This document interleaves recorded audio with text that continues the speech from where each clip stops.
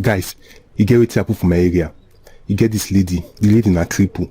They say when she's small, they give her wrong injection, so now come make her leg need to work again.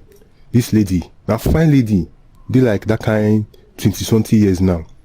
So you get one day, person come buy market for her hand. And the person come buy market, now person don't buy finish. Person come say, you know, see wallet too.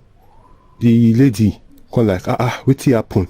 The guy say him carry am come, but you know, be like say him forget her for house, or maybe him don lost her. The lady come say no wahala. Say anytime the guy gets the money, make the guy come pay. And the thing about this matter be say the lady no even know the guy.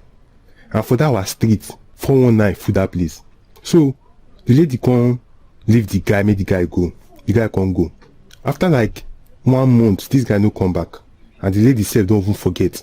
One day night the guy come back, come give the lady the money.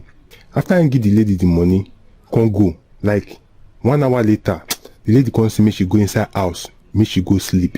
And this lady now come go inside house, go sleep. He come sleep till the next day. Over at market, she leave her for outside. Brothers them, like they come help her pack am. When they try weekend, she say she tired. So as she sleep now, she can't wake up the next morning. As this lady wake up, her 2 legs don't dey normal. She don't dey waka. The thing shock everybody. And this brother may come by market for her hand. Nobody know him. The thing shock everybody. We can't dey happy. Say this one a miracle.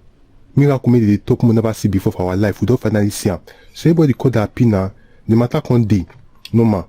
But after like 1 year, this lady can't dey act somehow. If guy come meet her, him go dey do shakara. Na fine lady.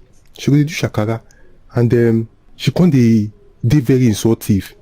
This lady will be as if before, very nice, everything. Like, if no be say that her leg, she for don't marry Tete.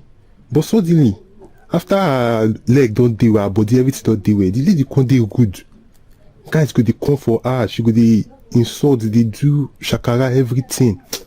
It can't get one day, she can't travel. Nobody even know where she travel go. She just say, she won't meet person or so. She can't travel.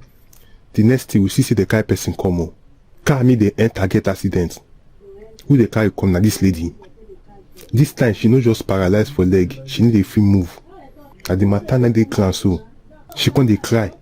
She say God bless am now. See wetin she put herself. She no fit move. Only talk na she dey talk. From her head, her neck down, paralyzed.